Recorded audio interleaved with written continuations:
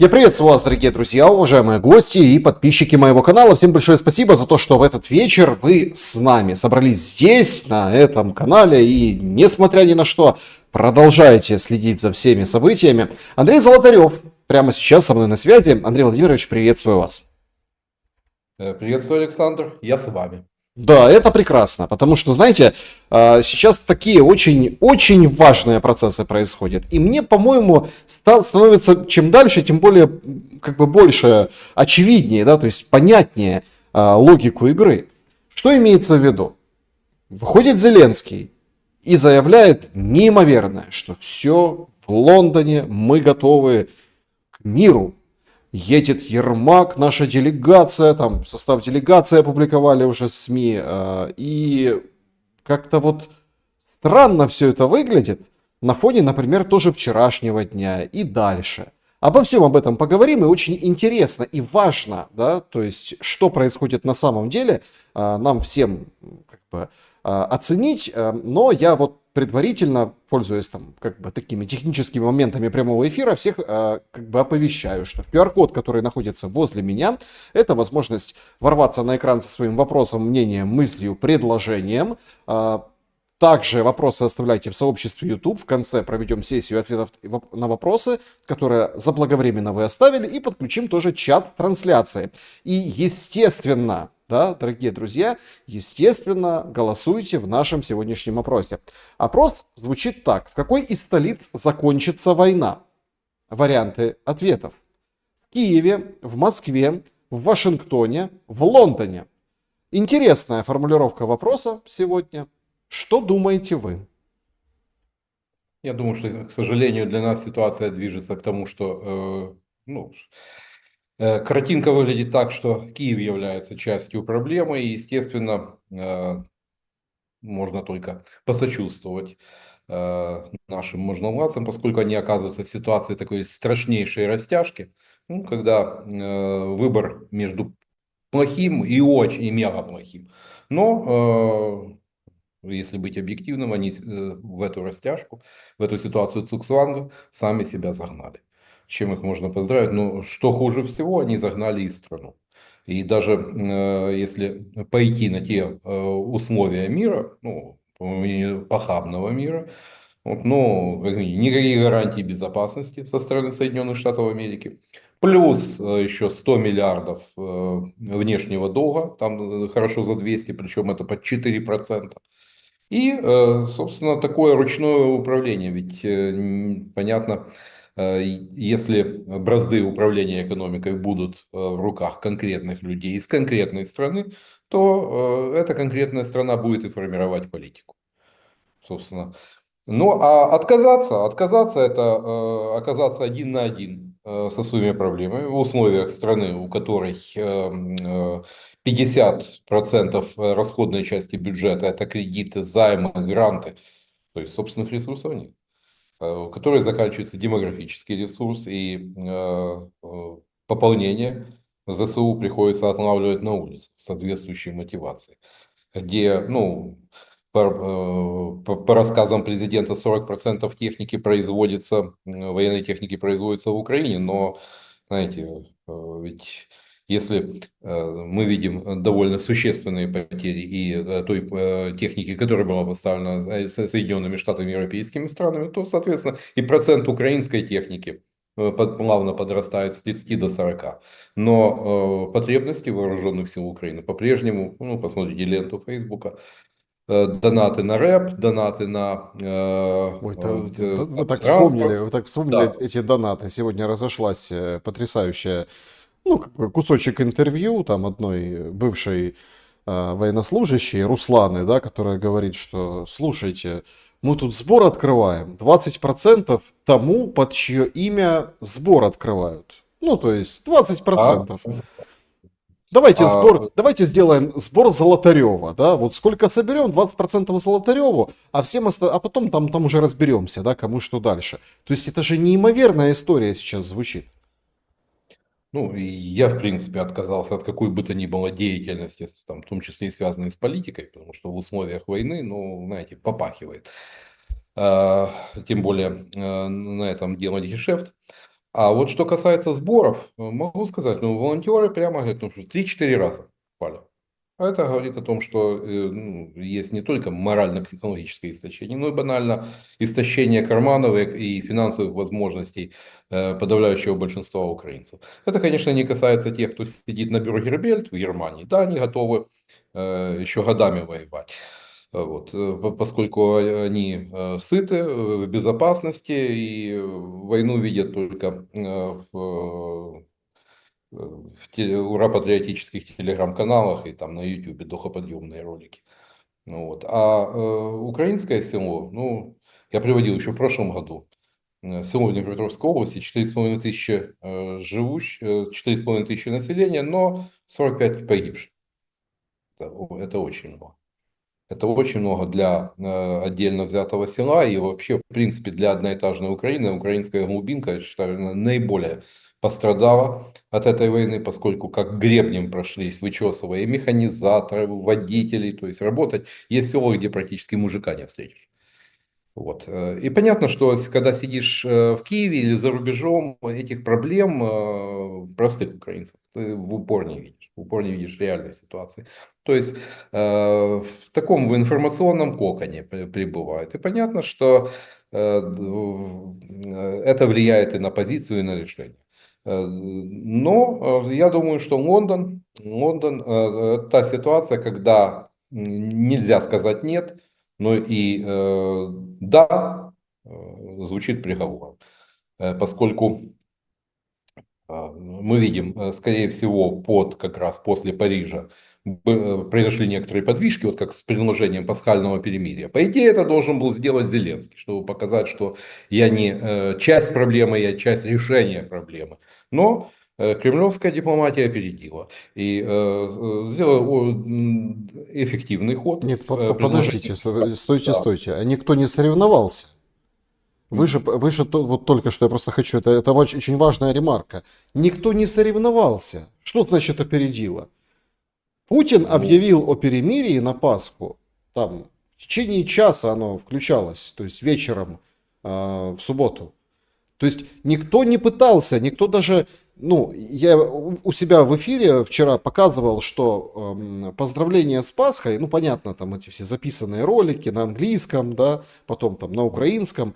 Ермак у себя публикует старое, заготовленное, ну, просто заранее написанное, ну, вот, обращение и поздравление. С каким-то там на фоне этих пулеметных лент, этим куличом, Пасхой, да, да? Александр, ну вы меня перебили, я не договорил. То есть Путин продемонстрировал том, что он всецело поддерживает мирные инициативы Трампа и готов сделать шаг навстречу мирности. То есть ведь при том, что Россия ни на йоту не отступила от своих требований. Ни в одном из пунктов, как бы там ни было. Но у нас прошло несколько часов. Первая реакция, судя по всему, в этом журналисты и эксперты э, интерпретировали это как то, что Киев не готов поддержать. И, видимо, ну, уже спустя 6 часов тогда прозвучало «да». И, соответственно, пошла команда войска приостановить боевые действия. Ну, можно только догадываться, под воздействием каких сил и факторов произошла эта трансформация. Можно предположить, что эти 6 часов были некие колебания, совещания, но в итоге поддержали. Да, перемирие условное, поскольку, да, были участки, где, вот как в Бахмуте была такая впервые с 22 года воцарилась тишина, но были те участки, где боевые действия не прекращались. И было довольно горячо. Вот тот же, по-моему, Кирилл Сазонов был ваш, и у вас, что там даже и с беспилотников и фосфор бросали там на позиции его Не, 41-й ну то бригады. Кирилл Сазонов расскажет, конечно. Мы помним его, что орешником били по Киеву, но он не долетел, развалился в небе и упал на территорию России. Это экспертиза Кирилла Сазонова.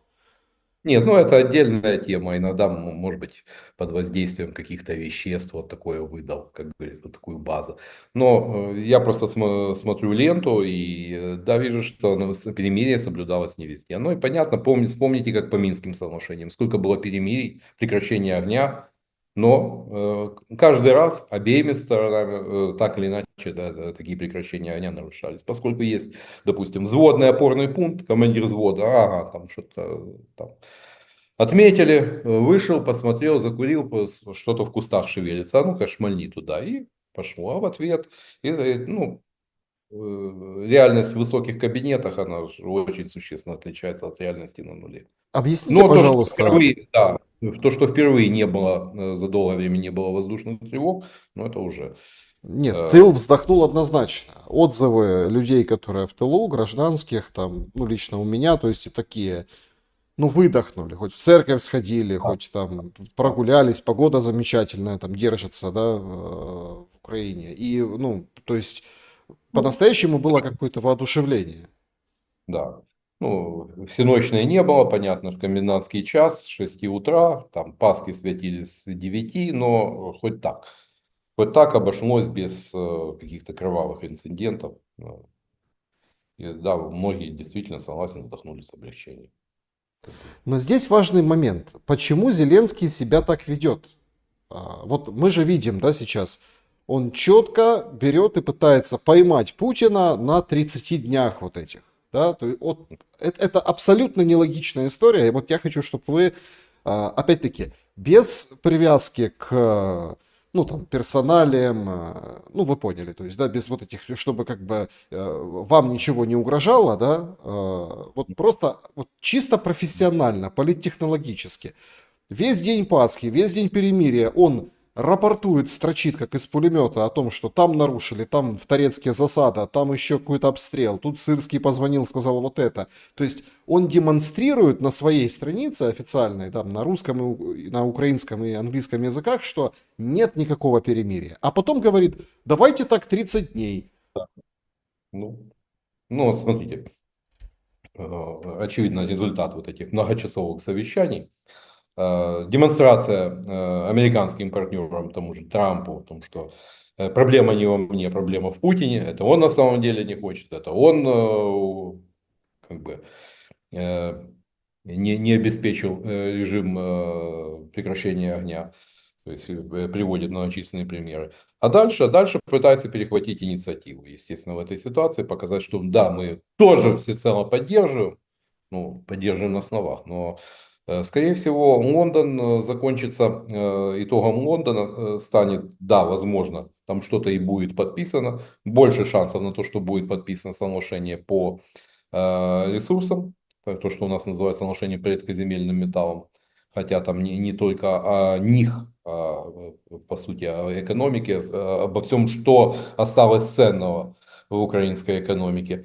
Да, на это, скорее всего, пойдут. Судя по всему, здесь позицию продавили. Возможно, в Лондоне будет согласована общая позиция Вашингтона и европейских столиц, и Киева относительно предложений по прекращению огня. Но чего-то большего, ну, вот мне говорят, «Да, возможно, таки подпишут». Вот, ну, некоторые там начитались постов. Я говорю, у меня скепсис относительно того, что даже если что-то подпишут, не факт, что это продержится там больше 48 часов. Пока, ну, судя по всему, наиболее оптимальное время для наступательных действий. Подсохла земля, появилась зеленка, и на фронте этим пользуются. Судя вот даже за последние сутки, там, опять же, несколько населенных пунктов потеряно. То есть русские продолжают наступать. И Путин не собирается от этого отказываться. Он прекрасно видит, что инициатива на стороне российской армии. Он прекрасно видит, что дальше условия могут быть только хуже для Украины. И он по-прежнему делает ставку на вот такое, на военное давление, чтобы возможно довести, возможно, в расчете на то, что ситуация, возможно, где-то в какой-то момент фронт начнет сыпаться, и да, действительно, Украину может считать, что можно будет дожать до капитуляции. Лондон, действительно такая важная история, то есть подпишут, не подпишут, но я хотел бы опять исключительно с теоретической, политтехнологической точки зрения, чтобы вы прокомментировали состав делегации украинской. Уже в Париже Ермак в костюме напоминал не ИО, не вице, а прям действующего президента Украины. Тот, который все решает. В Ну, Лондоне, шутят же. смотрите, это очень важный момент. Те люди, которые, а я встречаю там и среди политических экспертов, ну и вы тоже высказали скепсис, то есть вполне нормально. То есть с точки зрения подписания некого прекращения огня, да, то, чтобы ничего там не летело, не стреляло, выгодно было американской стороне, потому что они это проанонсировали. Трамп вышел, сказал, я через 3 дня дам подробности. Ну вот, через 3 дня, то есть он все расскажет, уже постфактум. Это сигналы к тому, что что-то подпишут. Ну вот, точно. Ну вот, это просто такие американские сигналы. Это я так считываю, я примерно понимаю это основание.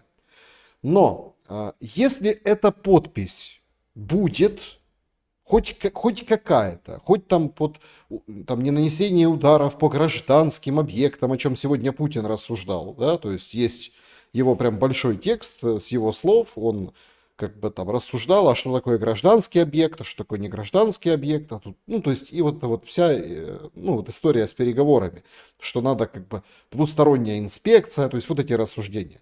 Если Ермак где-либо поставит свою подпись, что это означает политически для внутриукраинского политического процесса? Ну, хотя злые языки говорят о том, что Владимир Александрович работает президентом в офисе Андрея Борисовича.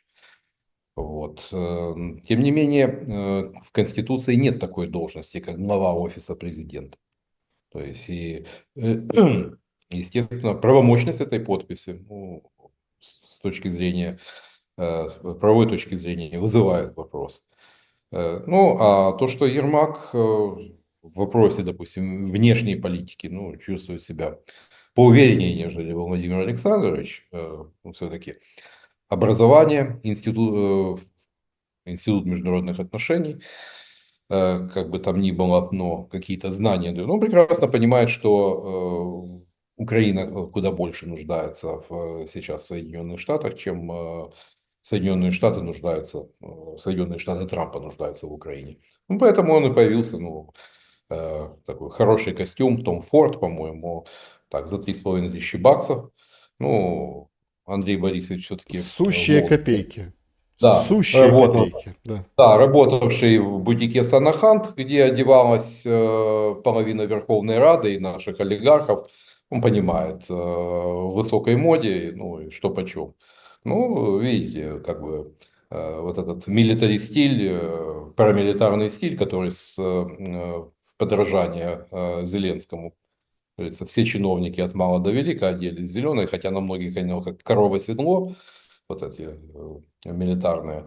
Но, тем не менее, это стало общим местом. Но в этот раз поехал в костюмчике. Это, ну, демонстрирует то, что фрондировать даже на уровне таких мелочей Ермак не намерен.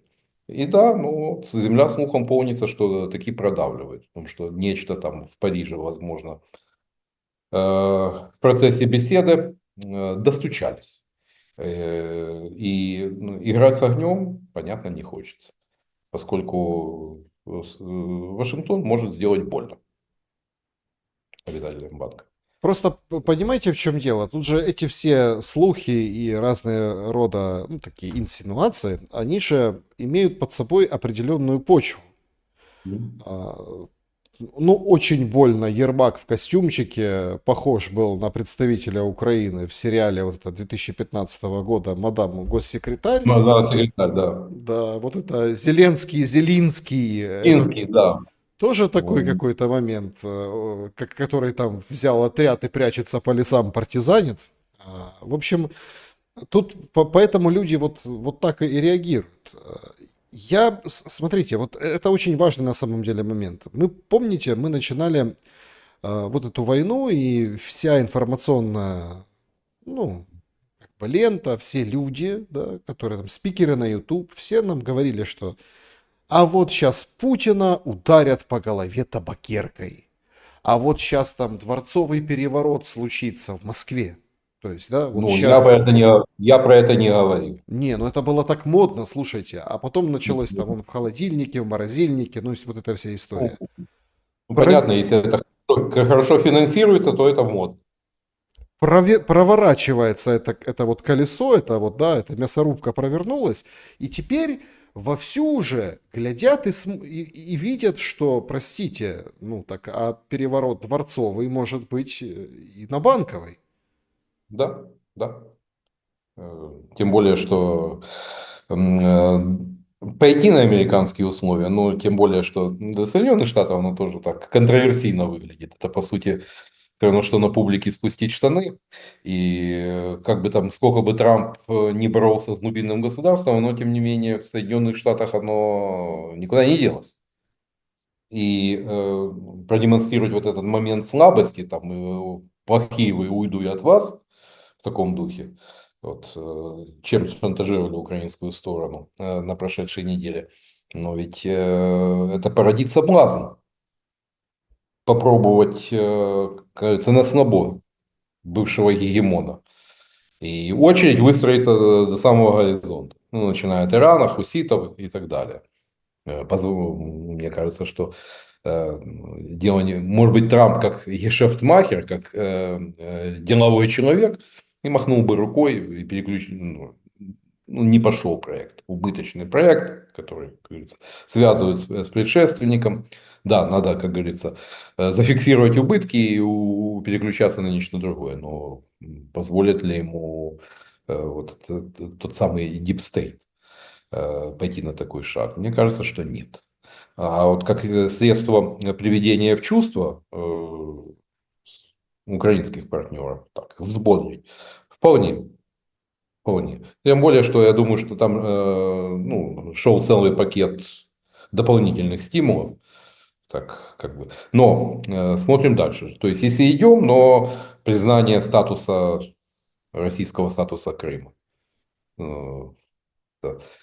Ну, во-первых, что тогда делать с доктриной Симпсона у Уоллеса?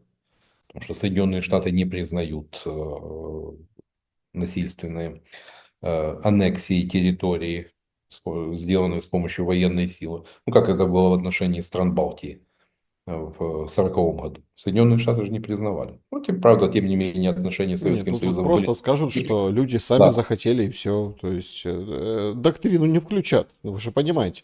Тут просто понимаете, в чем дело? Вот это, кстати, очень тема, очень Нет, такая ну, как развратная с Крымом. доктрина?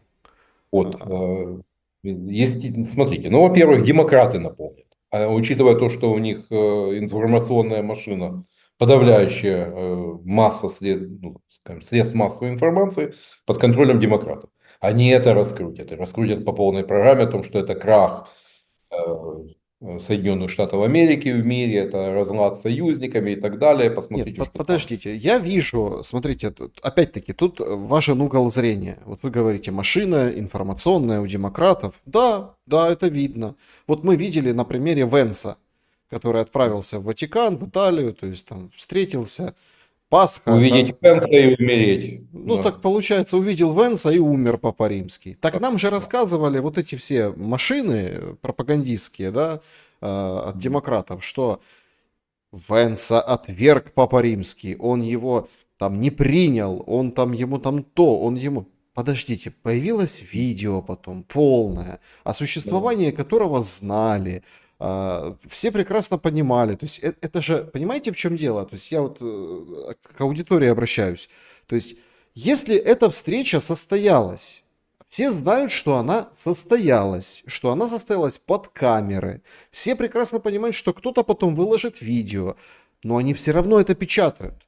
Они, мне кажется, вот эти, ну, Чисто в жернова, духе постмодерна. Реальности нет, ее конструируют. это Вот они конструируют бессилие. реальность. Андрей Владимирович, это бессилие. Ну, пока да, но, знаете, количество рано или поздно переходит в качество. Пока, ну, еще если добавятся ошибки трампистов и Трампа, ну, это звоночек. Но и с украинской стороны это рушатся все идеологические конструкции, и все это же предъявляется президенту со всеми вытекающими отсюда последствиями. Так что ему здесь не позавидуешь. И пойти согласиться на эти условия, ну, э, это фактически подписать, ну, расписаться.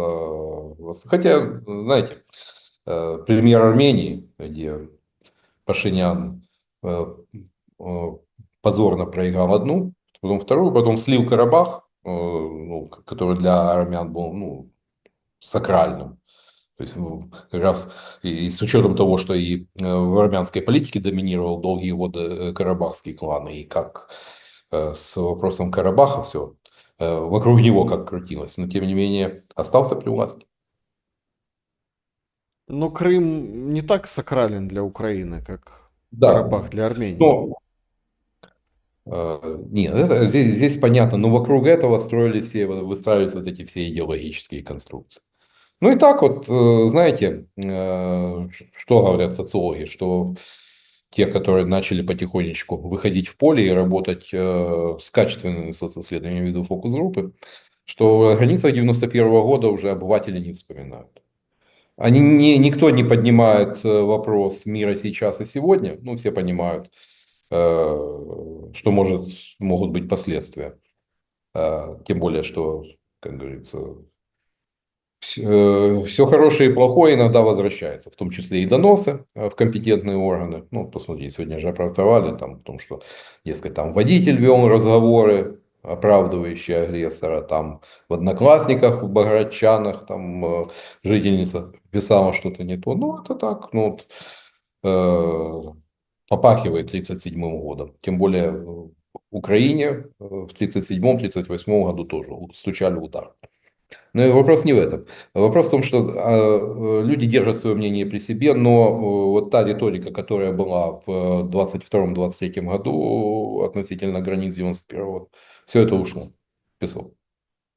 И об этом не вспоминают. Я вот как задам вопрос. А есть сценарий, при котором американцы выйдут и скажут, но ведь это же ничего не стоит. Я вот, предваряя ваш ответ, хочу тоже там как бы 5 копеек вставить. Выйти и сказать, что мы признаем Крым российским, это только слова. Ну вот, имеется в виду. То есть публичное заявление, какая-то вот история. Ну, на картах. Так они, простите, вон, Мексиканский залив. Не, ну, де факто есть де юре. Вот. Во всяком случае, это же надо сначала отменить Крымскую, собственно, декларацию, которая была принята, кстати, ну, с подачи Помпео при Трампе, что Соединенные Штаты никогда не признают, ну и так далее, собственно, дезавуируют собственные политические решения. Поэтому вполне могли бы так сыграть, безусловно, но мне кажется, Кремлю важно сейчас не дразнить гусей, обставлять, как говорится, отношения с Трампом строить там с демонстрацией почета и уважения тому же Виткофу, с которым Путин несколько часов, не говорить каких слов нет. Ну, то есть слово же нет можно обставить так. И да, но и после запятой там, идет, как говорится. И вот это после запятой надо внимательно читать. И получается то, о чем сказал Небензя, каких-то предпосылок, условий для мирного урегулирования нет. Да, Но ты не вот смотрите, подражаешь Трампа в и нашем получаешь да, В нашем с вами профит. разговоре, да, в нашем с вами разговоре, то, что там люди пишут в чате, я так глянул, что голландские высоты признал Трамп, пишет человек, то есть, ну, как бы люди общаются. Сейчас мы продолжим по поводу этого. Друзья, большая просьба, нас 12 тысяч человек онлайн сейчас, поставьте, пожалуйста, лайк. Значит, серьезный удар, вот эта вот блокировка на территории Украины нанесла вообще по пониманию Ютуба, а что это вообще за канал такой, да, то есть, и Естественно, перекос аудитории моментально, скажем так, отсекается значительная часть украинской аудитории. Те, кто не пользуется VPN, те, кто не догадался изменить в настройках страну на там, Гондурас, Уганду, Молдову, в конце концов. Вот, чтобы благополучно смотреть то, что хочется вам, а не то, что считает нужным там, Центр содействия дезинформации или там, при РНБО. да, поэтому серьезный такой удар по там, алгоритмам, по всему на свете. То есть это такой технический узкоспециальный момент. Смотрите, то есть задача же какая? Чтобы там посмотрел такой шелест, что ой, смотрите как, да, и взял и там открыл новый канал. И опять там с нуля там как бы Да, там ну, как набирал только, как аудиторию. говорится, нагуляет жирок подписчиков, Лопнем еще раз. Ну, как это было. Вот. То есть схема понятна, поэтому никто, в общем, у них ничего не получится, вам нужно поставить лайк. То есть я не прошу, нет, если вы можете сделать репост, сделайте этот репост. Да, все говорят, что репосты помогают, но я просто понимаю, в какое время мы живем, да, если это будет репост, то это будет репост с личной страницы.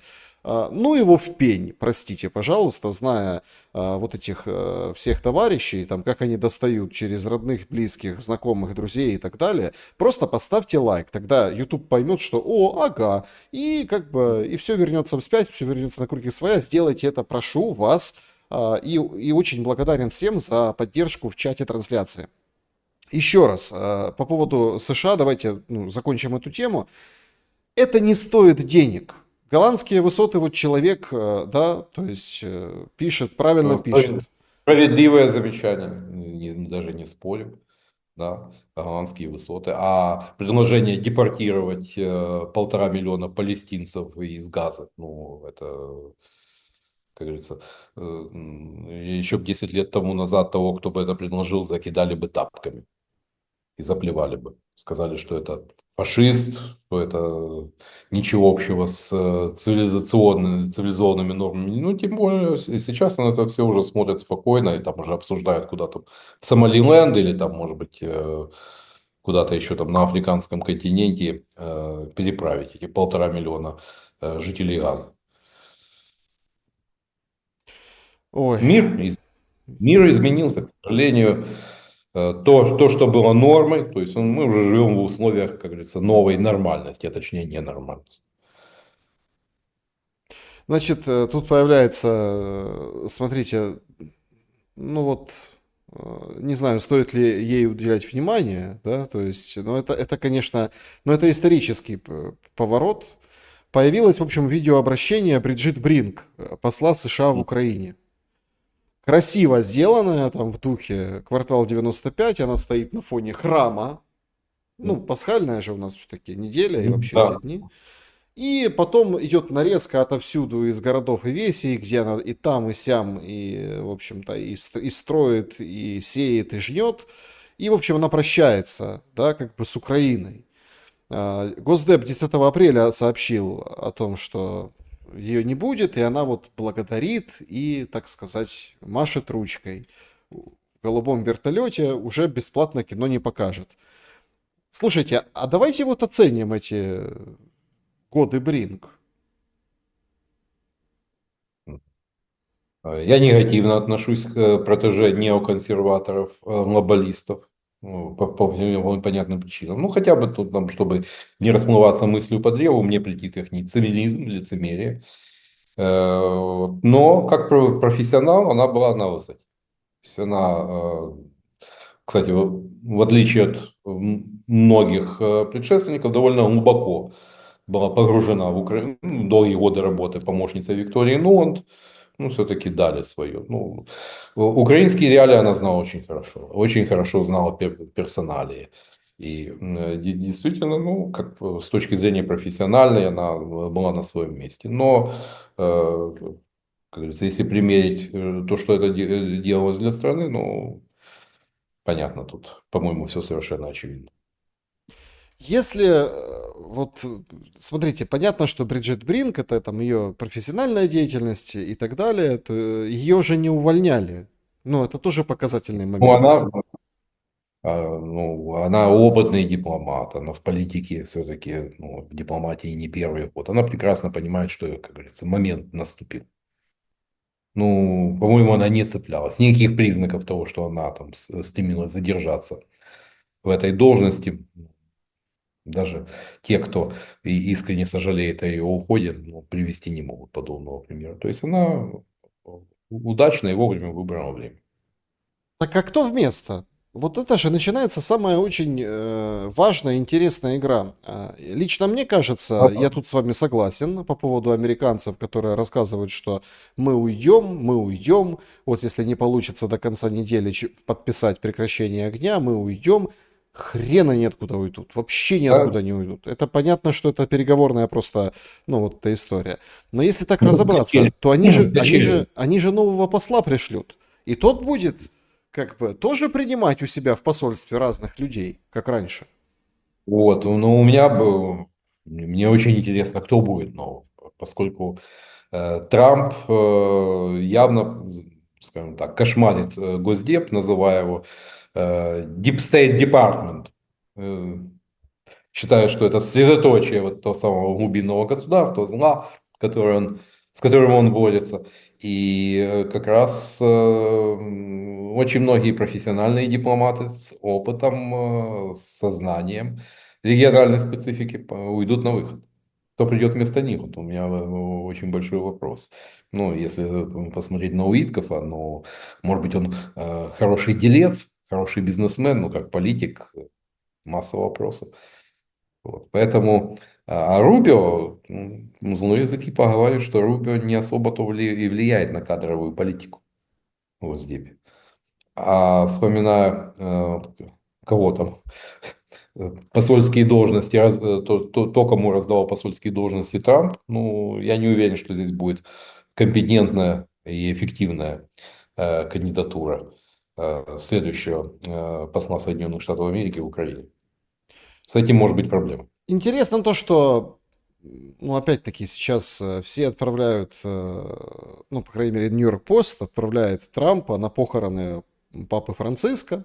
Америка включилась в информационную, я имею в виду, составляющую, то есть в поддержку, ну, не папы, да, ушедшего, а вот этой вообще темы очень активно. Флаги приспустили, то есть это как бы не было просто там где-то там в Ватикане, да, это они прям тоже очень. Поэтому вполне вероятно, что поедет и Трамп на похороны Франциска. Многие как бы поражаются, ну, понятно, есть конспирологическая история, там 112-й папа, если вдруг чего, конец света, кошмар, пророчество, то есть судный Ну, день. там же речь идет о папе Петр Римлянин, вот да, у пророка Малахи. Тогда, значит, следующим, может быть, ошибся этот пророк, и следующим папой, таки 112-м будет, по сути, Пьетро Паролин, это, по сути, премьер-министр Ватикана, ну, один из нескольких фигур, которые держат в руках все бразды папской курии. Ну тогда да, тогда Петр Римлянин как раз последний папа перед концом света, который должен случиться в 2027 году. Ну, знаете, Александр, дело в том, что сейчас вот в ИПСО, с той и с другой стороны, столько гадалок, тарологов, экстрасенсов. Ну, вот это из серии «Кручу и верчу, запутать хочу». То есть меньше, ну, не стоит обращать внимание. Вот подобно тому, как сейчас пошли снова вытащили покойного Нечая, там интерпретируют его как Сванга это было. Ну, надо спокойнее относиться. Ну, я думаю, что Ну, умер и умер, получается, да? ну, нет, ну да, все. Перстень рыбака сломали, 3 раза серебряным молоточком по лбу ударили, папа ушел в мир иной, все. Выборы должно, 81 кардинал должен проголосовать, там, по-моему, ограничено, не более 130, а там выборщиков, тех кардиналов, которые могут участвовать в выборах, более 135, ну как-то папский, собственно, Ватикан выйдет из этой ситуации. Гораздо интереснее, то сейчас порядка 15 кандидатур называется среди возможных. Но говорят о том, что 50 лет не было пап итальянцев. Хотя Хорхе Берголи, он потомок итальянских иммигрантов, но он аргентинец. Это, кстати, первый папа, представитель Нового Света, и первый папа иезуит. Угу. Этого там орден иезуитов, которые, ну, пропаганда традиционно рисовала в самых черных тонах, как, ну, тем не менее, это первый. Вот. И, ну, человек достаточно моральный, сказал. Хотя у нас от украинских медиа и блогеров тоже свою порцию хейта он подхватил, когда он заговорил о том, что надо э, э, набраться мужества и идти на переговоры. Он там заговорил о белом флаге, но у нас это восприняли как призыв к капитуляции Украины, а он имел в виду другое, то, что надо набраться мужества и остановить войну. Нет, ну И смотрите, несмотря на... давайте так. Да. Давайте так. Папа Римский, Франциск, ушедший в мир иной, он вообще, он достаточно был последователен. То есть он и там Да, русского и украинца там крест они несли, то есть и в да, молитвах да. вот этих, пока был в силах вести вот эти обращения воскресные к народу, там на площади люди собираются, он выходит и там зачитывает, ну, молится и как бы обращается к пастве, так сказать. Он достаточно последователен был. И вот смотрите, тут же тоже такой момент. Я не верю в это все, конечно. Хотя, ну вот, начальник Мюнхенской конференции. Раз и ушел. Тоже сегодня Мгм. сообщили. Оп, и все, и нет. Нет, но После мы же у Зеленского. вас, Александр, ну мы уже вас об этом говорили. Когда слезу пустил после выступления Венса. Да. Он прекрасно понял. Он То есть, прекрасно все понял. то есть Что раз и все, ушел. Тоже Зеленский ему дарил там какую-то эту, господи, вот эту икону там что-то да. на чем-то там, какую-то черную там, на каких-то военных штуках. Встречался с ним там. Тот ему какой-то цветок, подарок мира, да, символ, а тот Нет, ему. и так там тоже, ну, у меня пальцев на руках не хватит, с кем приключали, у кого начинались проблемы. Те, кто, То есть, ну, и вот этот человек, я имею в виду Зеленского, пишет следующее, что миллионы людей в мире грустят, ну, сочувствуют трагической, в общем, известию о отход папы Франциска. Его жизнь была посвящена Богу, людям и церкви. Он умел давать надежду, облегчать страдания через молитвы и помогать единству. Он молился за мир Украины и украинцев. Мы грустим вместе. Ну, то есть, абсолютно ну, конъюнктурно, ни о чем. О ну, Дима каком Литвин не мире? такое напишет. Ну, он классный спичрайтер, но это абсолютно не коррелирует. Ну, он, как говорится, согласно заданию.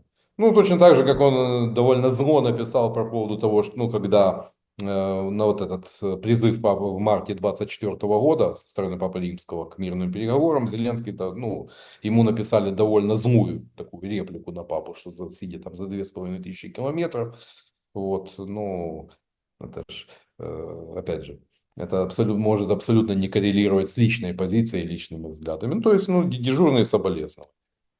У нас, к сожалению, ну, папу обвиняли едва ли там не в пророссийскости и так далее. Ну, посмотрите там годичной давности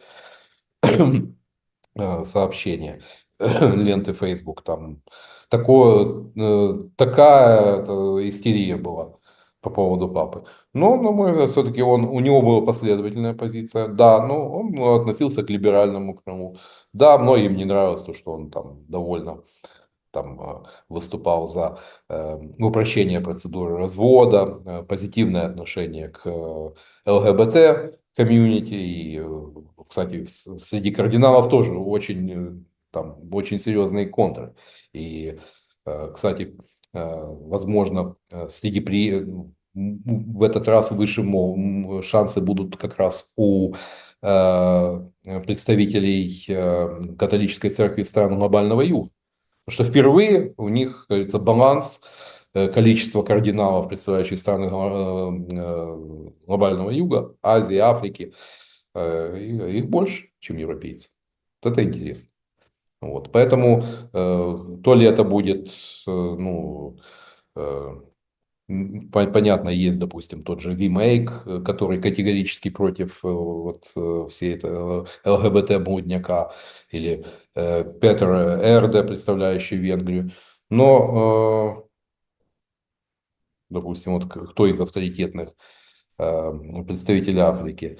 Питер Тарксон из Ганы, кардинал, хоть тоже там, по-моему, не молодой уже, близко к 80 годам. Луис Антонио э, э, Гатта, по-моему, филиппинский кардинал, Фридолин Белунгу, архиепископ Киншасы. Вот, ну, среди вот потенциальных претендентов. Ну, будем наблюдать с интересом. Но мне кажется, все-таки карт-бланш будет у Клаудио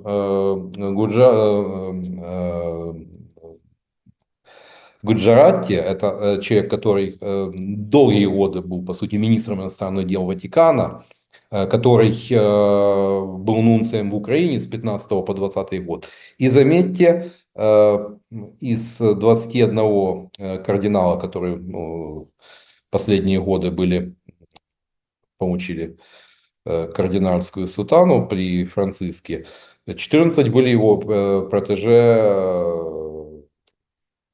этого персонажа. В Мгм. том числе и, кстати, первый кардинал-украинец Микола Бычок. Микола Ой, Бычок, кстати, да. Помним э, Миколу Бычка. Скажите, 45 пожалуйста, лет, ну вот 45 лет давайте стал так, кардиналом. чтобы понятно Да. было, да, людям. Потому что я, например, так, ну, хочу вам отдать должное, вы там плюс-минус погружены в эти все хитрости Ватиканского двора. На самом деле это очень интересно. Ну, я никому не рекомендую, это можно, да, знаете, так, погрузиться. Посмотрите, вот есть хорошие фильмы. «Конклав», там «Молодой папа». Ну, хотя там больше, конечно, там фэнтези, но «Два папы». Кстати, Хорхе Бергольо. Ну, его тяжелее, там реже встречается.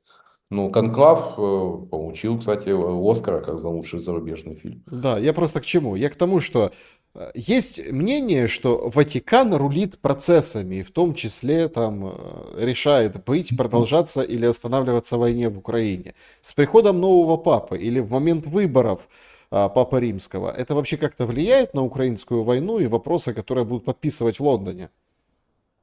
Он не рулит, он может влиять. Все-таки, ну, как бы там ни было, но это э, столетиями формировалась дипломатическая школа, искусство политической интриги, искусство влияния, и этого у Ватикана не отнять. Но рулить, знаете, я вот снова буду цитировать Пелевина о том, что все думают, что миром правит тайная ложа. Вот. Это касается и то, как у нас иногда демонизируют Ватикан. Мне кажется, это очень большое преувеличение. Ну, Ватикан, один из спикеров на моем канале называет его хутор.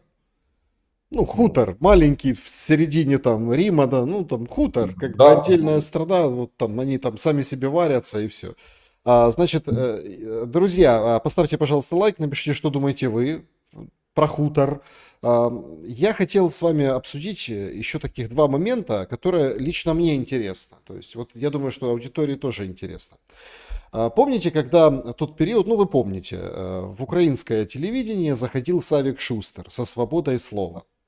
Ну, да, и то есть, начиналась царизация украинской политики. да, то есть это была еще свобода слова, то есть с вот этими графиками, вот этими сзади за спиной говорящего, с этими всеми, ну вот этот формат классический, который был Да. на НТВ.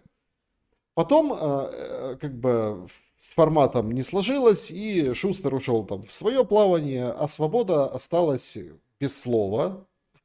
Это так Мгм. поразительно, свобода без Не, ну у нас слова. свобода слова заканчивается канцелингом и закрытием неугодных YouTube-каналов. Это да, ну то Это есть один свобода, канцелинг, да. свобода без слова. Короче, такой же проект, только назывался «Свобода». У него был ведущий, ну как, Вадим Карпьяк. Ну, то есть такой ведущий.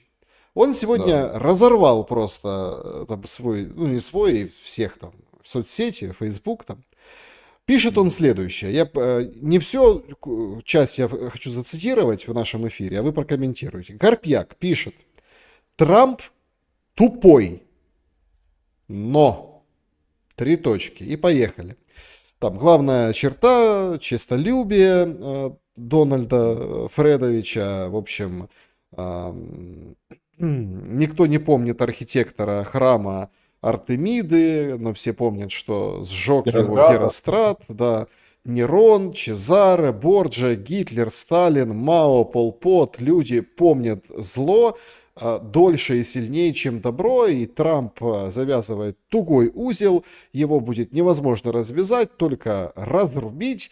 Это все выливается в переформат всего мира. После смерти Трампа будут сотни книжек о том, почему так случилось, как детские травмы, многие, там, богатый папа и как бы поигравши в гольф, сформулировали личность президента-разрушителя. Но это все будет потом. А сейчас Трамп, высунув язык, тяжело дыша, вырезает свое имя на скрижалях истории. И если для этого штатам нужно будет пережить еще одну гражданскую войну, то это проблема штатов, а не Трампа.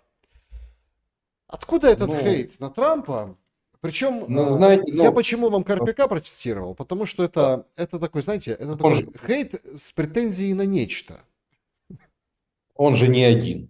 Он же не один, это такой, как Карпяк. К сожалению, это одна из очень больших стратегических ошибок. То есть Трамп неоднократно обжигался с Украиной. И, по-моему, после победы на выборах Владимиру Александровичу надо было думать о том, ну, не ублажать, боже упаси, там, не переигрывать, но с Трампом надо было выстраивать отношения. Даже когда он проиграл выборы. Ну, вместо этого, ну, мы же все помним, это же событие, все же было не так давно. Делалось все, чтобы эти отношения ну, были сродни такой холодной ненависти. Чтобы Трамп был убежден в том, что в Киеве сидят недораспособные люди, с которыми лучше дела не иметь. Ну, а раз лучше дела не иметь, ну, мы наблюдаем то, что надо. Я не думаю, что Трамп точно так же, как и Байден, вошел бы в повестку Байдена. Но, во всяком случае, о чем-то можно было договариваться. А так мы получаем только ультимативные требования, прессинг. Ну, назвать это конструктивным диалогом, у меня язык не повернется. Но в эту ситуацию мы пришли сами. Ну, а таким вот, ну, этим. Мне всегда нравятся наши патриоты, которые там стараемся не сдамося, но при этом делают все, что да, Это да, слушайте, так и да, есть. Стараемся, но не знаете, сдамся, да? да, но при этом делают все, чтобы государство осталось без экономики, чтобы оно тратило не просто человеческий ну, капитал, а даже какие-то элементарные компетенции в промышленности, в науке. Ну, то есть, ну, как бы там ни было, но примеров того, что аграрная страна может создать и полноценную экономику, я не найду таких. А когда А мы у стали вас, аграрной страной? ну, Ну вот, я думаю, нет, что еще да. раз, я уточню вопрос. Не когда там имеется в виду прямо когда, а когда в голове у человека Ну, вот это все вбилось. Вот сейчас нам показывают, вот еще один вопрос задам и перейдем к зрителям. Сейчас нам показывают вот эти ролики ребят, которые там вступили на контракт 18-24, да? То мгм, есть, да. ну, они, опять-таки, я, тем более пасхальные дни, и у меня такая практика, я вот вообще не понимаю, я никого не осуждаю, там, никогда, то есть, или там не хулю лишний раз.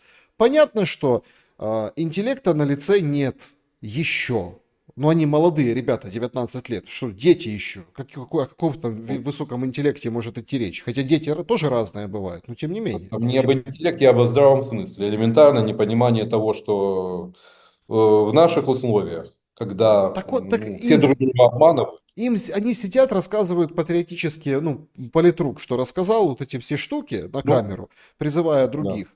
Говорит, что я там буду убивать, и мне там миллион дадут, я там все будет классно. А ему, чтобы его сагитировать, показывают этого солдата, который говорит, слушай, да это нормально, чего там в армии? Класс, друзья появятся. А знаешь, как кормят классно? Кормят классно! Кормят! Это когда Ермак, по-моему, да, написал в поздравлении с Пасхой, что он берет этот яичко, или Зеленский, Ермак, берет яичко и вот это, крашенку, и в бронежилет ее. А я такой сижу и думаю, слушайте, а яичко, наверное, 17 гривен же, которое стоит, да, Ну одно. вот, да, по 17 гривен. Ну, и бронежилет, там, ну, на котором тоже кто-то свои там 10% отката получил. Смотри, дело даже не в этом. KPI вот этой, эффективность вот этой компании. Ну, это же не маленькие деньги, эти все ролики. 500 человек удалось сагитировать. То есть на выходе комбинация из трех пальцев. Вообще ни о чем. Да. Это не о чем. И тем более, что ну, вот слова вот этого ровенского ЦЦКшника, который побывал на фронте. Я своего сына не пошел. Ну, поскольку он увидел реалии. Я думаю, что те, кто постарше, как говорится, и там побывал, ну, могут подсказать, им, что у вас шансов, как говорится, дожить до этого миллиона, ведь там же тоже лукавство, это ж ты должен год этот прожить на фронте. Это многим месяца не удается. Вот. Тогда, может быть, если повезет, получишь. Но с учетом того, что в частях будет определенная ревность, ну, нам никто миллион не предлагал. А ну, как говорится, вот туда, где там э, полный писец, на ноль. Вот и все. Это ж Ну ладно, там, реалии жизни участвовать тоже не стоит. смотрите, на самом деле все гораздо веселее. Сегодня это объявление, которое сегодняшний день сделало, как бы, ну мой день сделала точно. 63-я отдельная механизированная бригада ищет тату-мастера. А обязанности, значит, бытовое обслуживание личного состава бригады, планирование рабочего графика и записей на татуировке, коммуникация и внимание к каждому военнослужащему, возраст от 20 лет, работа в этой сфере деятельности от года, креативный подход, 50 тысяч гривен просят. Но это же какой-то цирк. Что это за объявление от 63-й бригады? Ну, довести все до абсурда. Знаете, ну хороший тату-мастер за 50 тысяч, ну в Киеве, ну так если в доме, хороший тату-мастер от 2 штук баксов поднимают. Я подчеркиваю. Ну, а идти туда, ну, понятно, что это не ноль, там тату-мастер не будет сидеть там в окопе и набивать портак там с помощью механической бритвы. Это в советской армии так делали тату. Но чем бы дитя не тешилось. Но с учетом того, что у многих, ну это ж тренды такие, набивать татухи. И понятно, что как раз для тех, кому у кого еще ветер в голове. Главное, не набивайте там специфическую символику, потому что боком может выйти. Ну, так для этого же и приглашают и вводят в состав 63-й механизированной бригады такой. А вот мне просто потом интересно, они же, это же какой цирк, понимаете? То есть, когда наши попадают, ну, в плен, и Да. это очень хорошо, что пленных обменяли на Пасху перед Пасхой, то есть это прям, ну, это важно, да, действительно. Они же там говорят, а кем ты там был, да, и спрашивают. Ну, и все говорят, там, хлеборезом, этим, поваром, Да. водителем, ну, потому что не говорят никто, что дроноводом, А, снайпером, потому что опасно. А то теперь что да, можно говорить? А ты кем был? А я тату-мастер. это Ну, мастером, да. Ага, ну эти, эти языческие эти символы набивал. Там, ну, не дай бог. да, это, конечно, не дай бог. Друзья, подведем Знаете, итоги. ну, раньше, в средние века были маркетантки, там, вот такими функциями, там, которые следовали за войсками. Вот. Ну, у нас дошли до этого.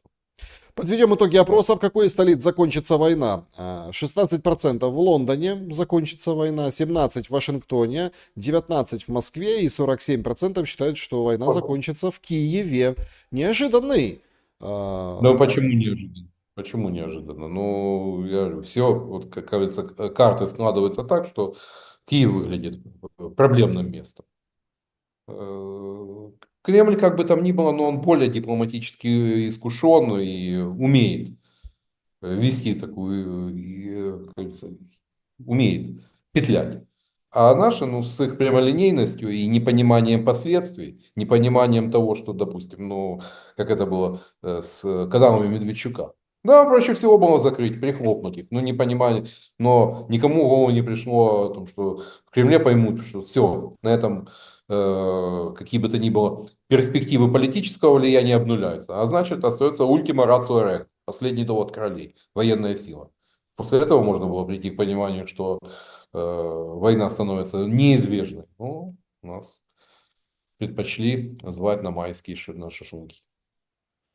Да, друзья, перейдем к вопросам Андрею Владимировичу. Андрей Владимирович, сообщество YouTube, начнем с него. Спасибо всем большое за поддержку, спасибо, что ставите лайки, спасибо, что действительно, ну вот, поддерживаете, спрашиваете там о разных гостях, спрашиваете, как трансляцию подключать. Все очень просто, нужно изменить страну в настройках YouTube, и все будет. Да, Все просто. да. Поэтому спасибо большое, что интересуетесь и действительно вот поддерживаете и ну как бы не забрасывайте, да, вот. Если у вас техника Apple, то это все за 10 секунд делается. Поэтому сделайте Переход. и все будет хорошо. Поехали, вопросы. Скажите, пожалуйста, почему с 2014 года российских журналистов и политологов не только не пускали в эфире, но и издевательски прогоняли, пока всех не зачистили? И ваши журналисты принимали в этом активное участие. В то время ваши украинские сидели в эфирах российских каналов, тот же там Карасев, Белов, Запорожский, Охрименко, задавали вопросы Путину некоторые даже. Вы обвиняли Россию в отсутствии свободы слова, но у нас тогда было, сейчас другое. У вас уже тогда был моноэфир. И варились сами в себе, никого не пускали. Это же вы причастны к тому, что формировался такой режим? Вот такой вопрос у нас. Ну, э, с режимом меня ничего не связывает. Тем более, что при Петре Алексеевиче я уже тоже был забанен на целом ряде каналов. И у Порошенко, и у Медведчука, чтобы вы понимали. Поэтому то, что здесь сфера свободы слова неуклонно зачищалась, сужалась, я об этом всегда говорил, ну и закончилась, по сути, особенно после 22 года, ну, начиная с 22 года, просто пошел уже канцелинг. Да. Ну, а к тому, кто ездил на российские телеканалы, ну, у каждого свой выбор. Ну, одни зарабатывали там по несколько штук бакинских там за то, что изображали хороших индейцев, ну, в эфире российских ток-шоу. Ну, знаете, ну, выглядеть таким полуклоуном у меня ни малейшего желания. Мне как-то тоже обращались, я там назвал какую-то несусветную цифру, Чтобы чтобы отказали, отстали. да. Мгм. Ну, так, надо даже отказывать красиво. Вот моя поездка. Но я никогда не ездил. Никогда не ездил. Комментарий давал.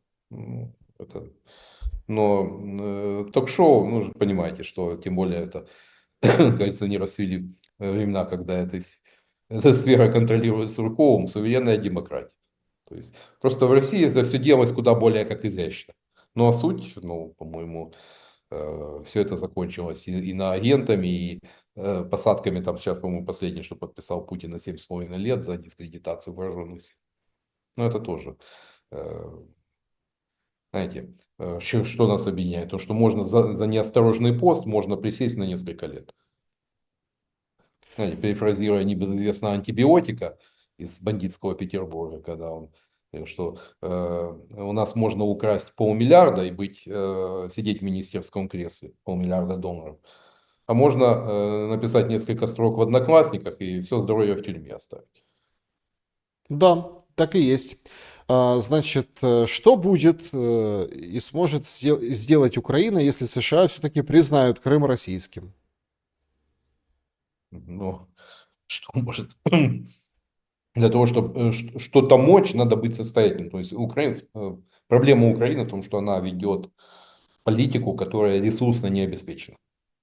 Ну, почему я говорю? Потому что можно сколько угодно говорить, что мы не сдадимся, но если у нас собственные доходы не покрывают и 50% расходной части бюджета, о чем мы говорим?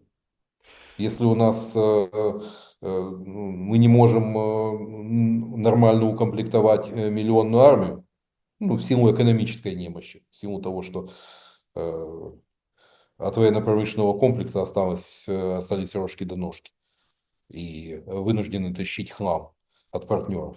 Ну, спасибо и за это, потому что ну, за неимением. Ну, на что можно рассчитывать? Политика должна быть обеспечена экономической мощью, вооруженными силами. Тогда с этим считаются, со слабыми не считаются. Ну и принцип Трампа. Сильные делают, что хотят, а слабые делают то, что должны. Он Так, Украину сильно. Да, значить, Сергій Швець, Христос Воскрес, Олександра, питання гостю. Про що, на його думку, говорили король Чарльз і Венс з покійним папою Франциском? Бережіть себе. Действительно, встречи были Чарльза, короля, и Венс был последний.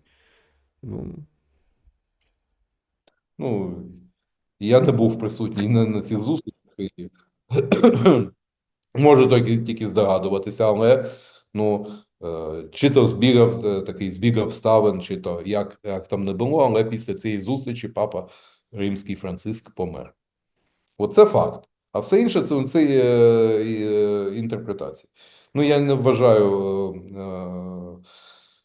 ну, те, що ну, співбесідники Папи Римського, вони були настільки ще настільки потужними фігурами, які ну, здатні впливати на перебіг світової політики. Вони впливові, але не настільки. да. Людмила, добрый день. Зеленский 3 года говорил, убеждал общество о границах 91-го, 22-го, о планах победы, кофе в Ялте, а потом резко вдруг заявил о долгосрочном справедливом мире. Андрей, скажите, у него раздвоение личности или отсутствие здравого рассудка? Спасибо, берегите себя. У него отсутствие собственных политических взглядов и ну, та ситуация, когда у человека нет убеждений, он ну, вот как чтец дипломата по прописанному ему тексту. Ну, как в кино. Ну, мы же очень часто, ну, у нас все-таки так Владимира Александровича отождествляли с Голобородько.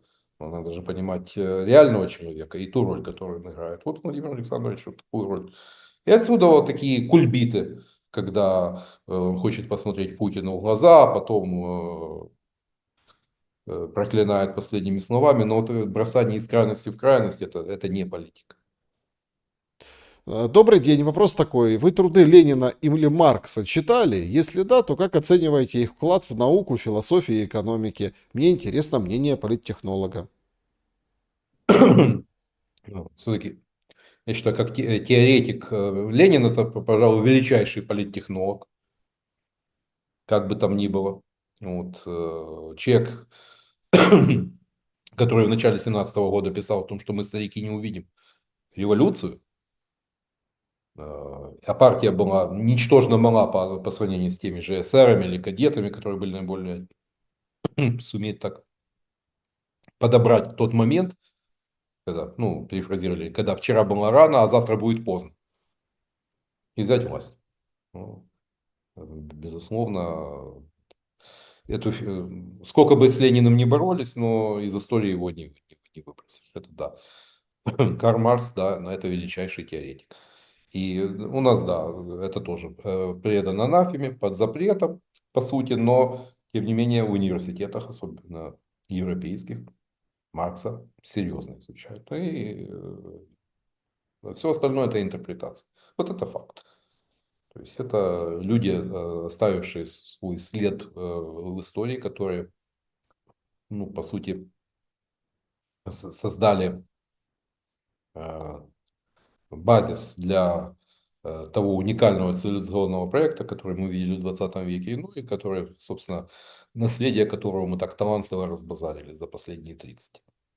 Да, значит, в срочном Джонни Кит, пользователь, в срочном порядке выносит приговор Шарию. Видимо, будет запрос об экстрадиции. До этого акция против Шелеста Карасева-Крюковой. Бубочка зачищает информационное поле от противников режима, имеющих влияние в медиасфере. Значит, выбором быть, спрашивает пользователь Джонни Кит. И есть масса других косвенных признаков того, что выборы приближаются. Знаете, ну, это да, это точно так же. Но ведь это продолжалось, вот, особенно начиная уже с марта 22 года. Ну, когда, помните, как исчез Джангиров, потом появился там с покаянными речами, понятно, в результате чего. Ну, как исчезли другие политологи, эксперты. То есть последовательно канцелилось информационное поле.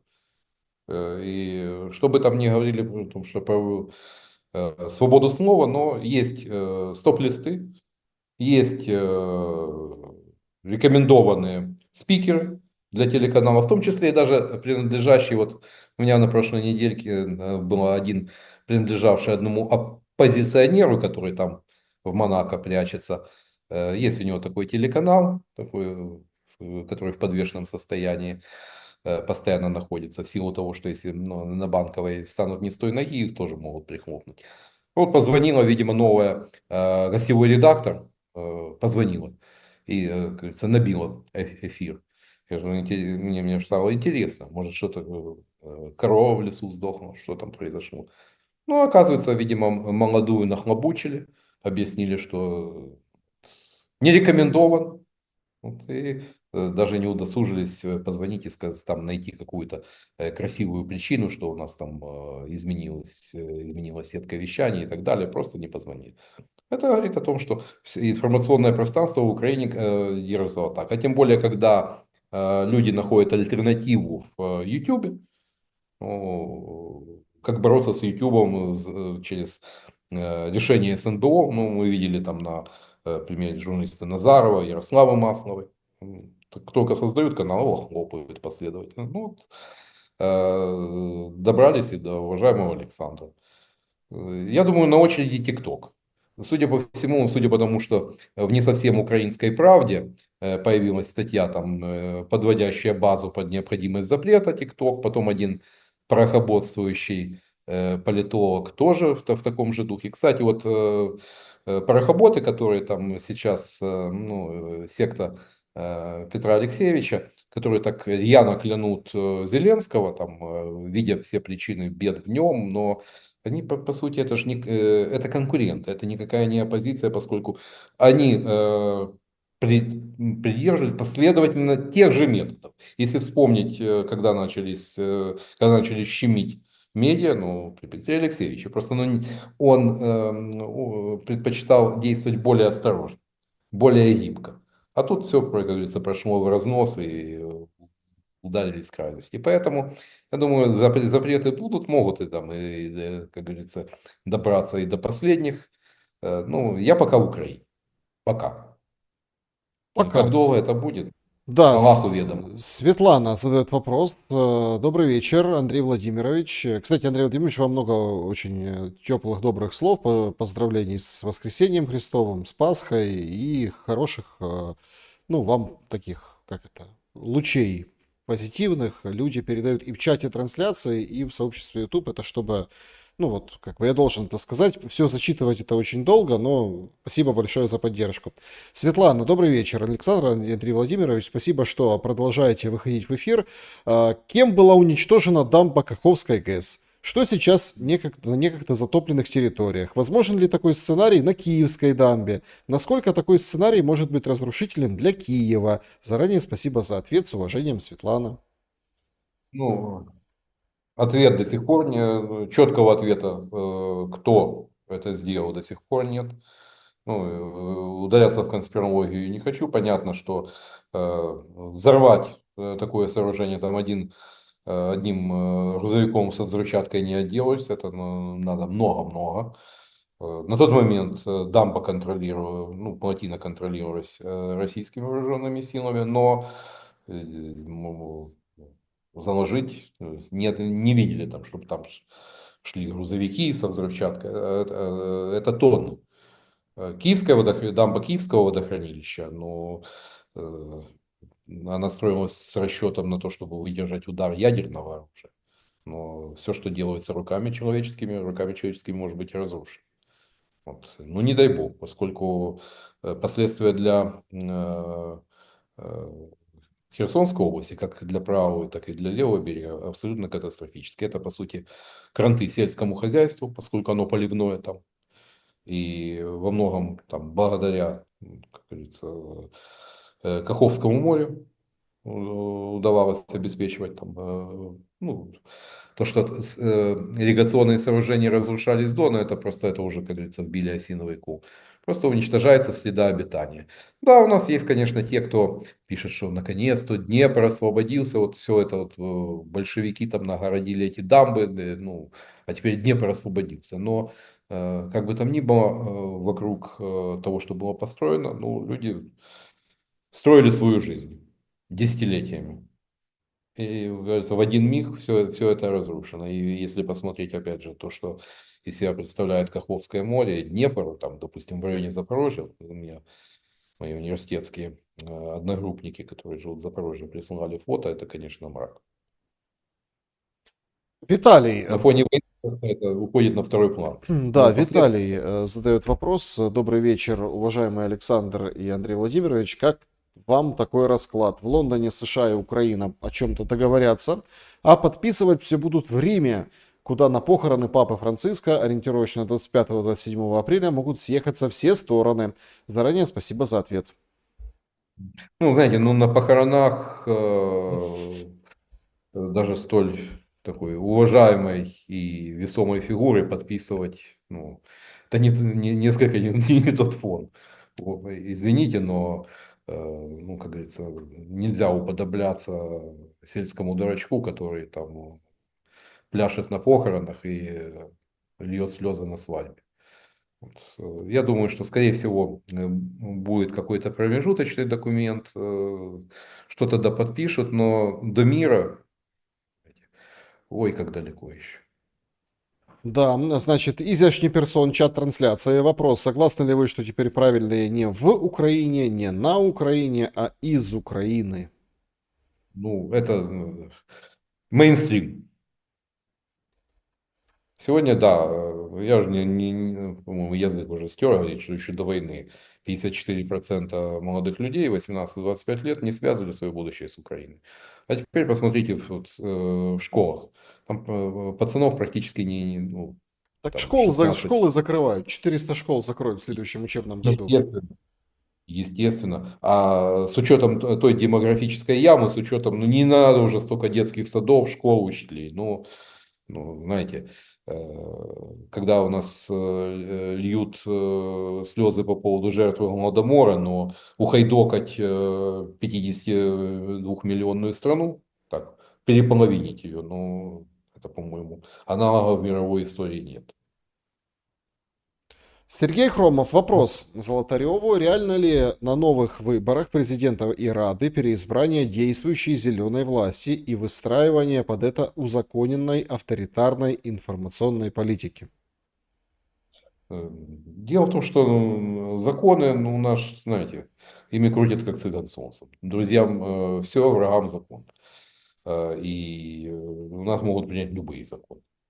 К сожалению, вот одно дело риторика о демократических ценностях, цивилизационном выборе, а другое дело то, что я не раз говорю, если у нас экономика рухнется в третий мир, то и политика у нас будет такого же сорта, что мы и наблюдаем.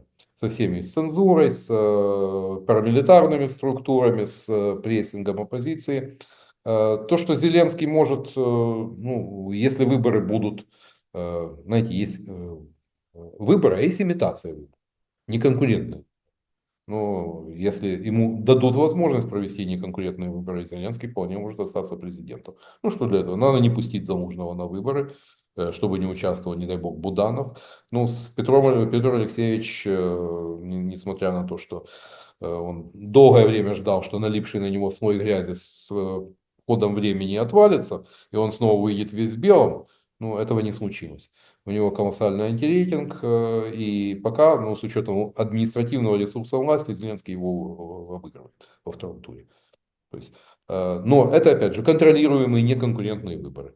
Любые конкурентные выборы Зеленский проиграет. Тому же Залужному, например, или там ноунейму. По-прежнему запрос на новые лица остается. Вот. А Не народ наш достали обманул. всех еще новые лица? Слушайте, Нет, ну фотографы. надо не называться новым лицом там, но смотрите, как все же имеет оборотную сторону. У нас восторгаются этим президентом Наибом Букеле в О, Сальвадоре. а кто восторгается? Некоторые блогеры, Есть, там, да? Ну, не знаю. эксперты, да, победил преступность. Преступность, количество убийств в Сальвадоре теперь ниже, чем в Канаде на душу населения. А до этого у них там за уикенд по 80 человек убивали в 6-миллионной стране. Это, конечно, кошмар. И там правили бал это Мара Сальватруча, вот эти уличные банды. Но вот Мара Сальватруччи это гопники, по большому счету. Ну, они страшные, да, вот там с головы до ног в татухах, там даже на голове, на веках, ну, страшно выглядит. Но в сравнении с нашей мафией, с итальянской, ну, это дети малые. И не говоря уже про мексиканские наркокартели. Ну, что сделал этот Наиб Букеле, кстати, потомок палестинских иммигрантов в Сальвадоре. Ну, 1% населения сидит в самой большой вот этой тюрьме, которую он построил, в которую Трамп собирается отправлять этих нелегалов из Соединенных Штатов Америки. 40 тысяч человек, такая хорошая тюрьма. Причем содержится в очень жестких условиях.